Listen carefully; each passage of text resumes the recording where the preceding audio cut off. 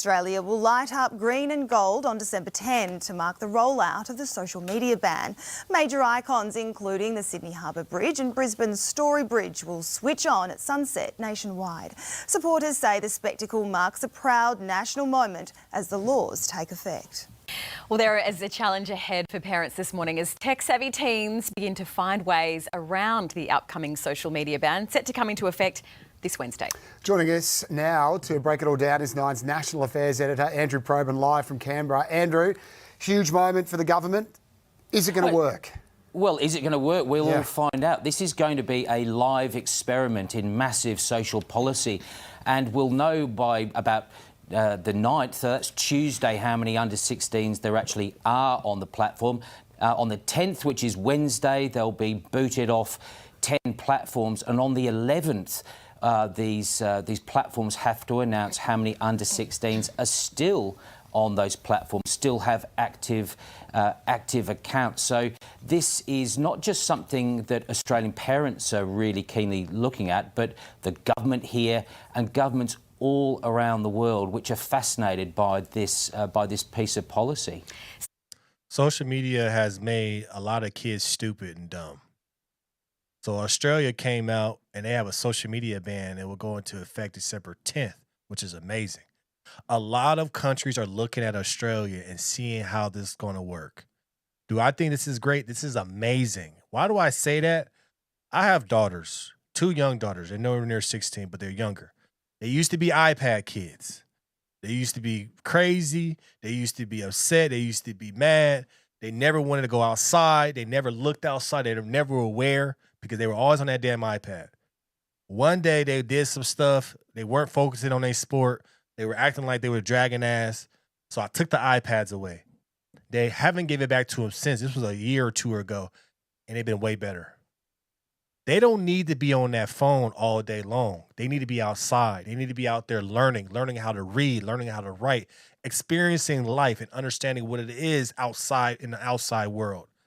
These kids become addicted to these phones, but it's not like that they're learning on these phones. They're just seeing nonsense. I believe the phone, social media, exposed the kids to too much stuff too early.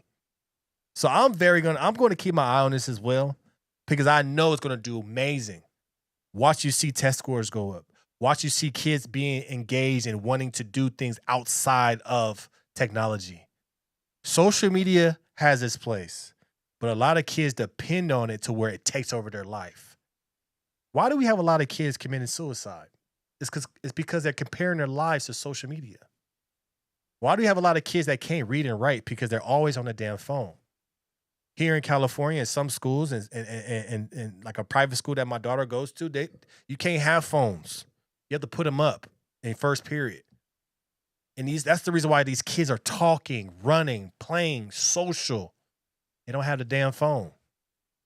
You're starting to see that across a lot of states where they're saying you can't have the phone in the schools.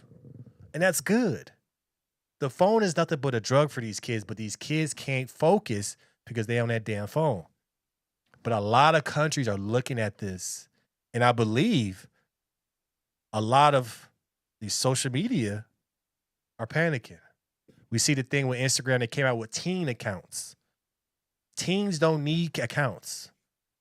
I believe that social media is more addictive than drinking alcohol and doing drugs.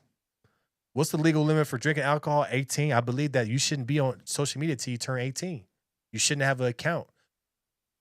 It also puts the parents back into parenting, because these kids are relying on the internet to teach them things. So now that puts more of that energy back on the parents, to where the parents and the teachers and classes can teach the kids. Is it holding back progress of the kids? Absolutely not. We still have plenty of tools for them to learn and be a part of. But I feel like social media for kids is not being used as social media is being used in China, where it's more learning. TikTok is more about learning in China than the social aspect. Whereas in America or in other countries, it's about the latest trends, what somebody's wearing. It's not educational.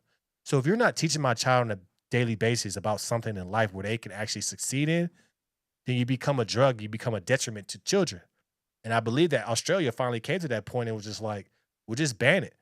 But a lot of countries are keeping their eye on this because I feel like a lot of countries are going to be doing this as well. So, Andrew, the tech giants, they clearly don't want to do this. I mean, let's be honest. Are they going to play ball? If they don't, is the government going to be tough and slap them with serious fines?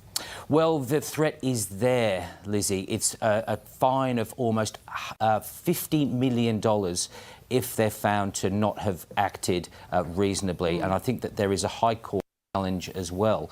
Now, Annika Wells, the communications minister, she says, look, it affects 10 platforms at the moment, but this is a dynamic ban, and we'll see these tech-savvy teens migrating to other platforms, and we've already seen that with the rise of Lemonade.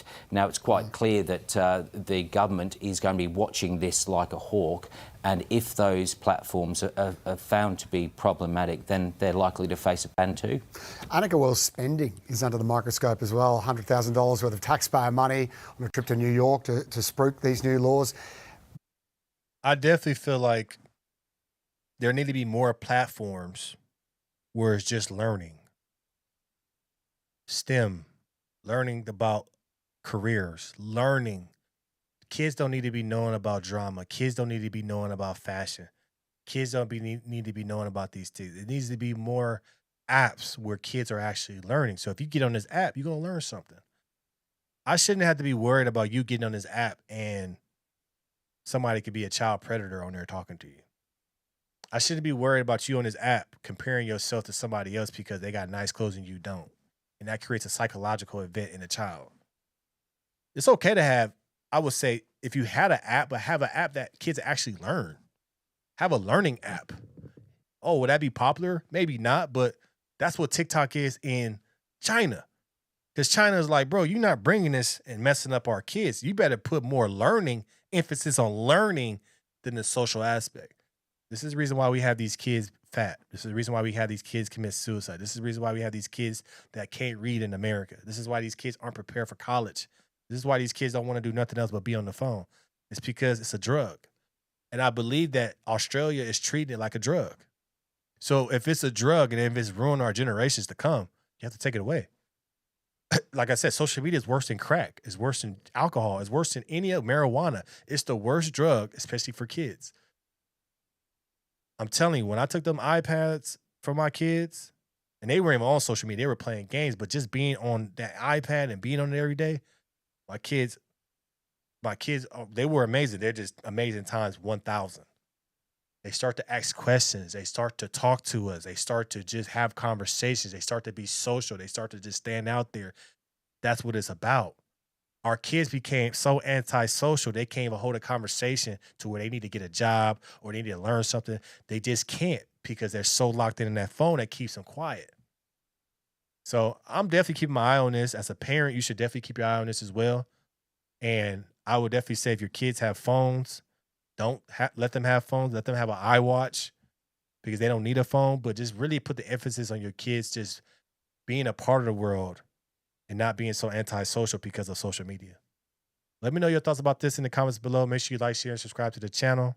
Hit the notification bell for the new videos. That's all to keep this thing rocking. You already know this. That daily show is coming. It's coming real soon. Appreciate you guys.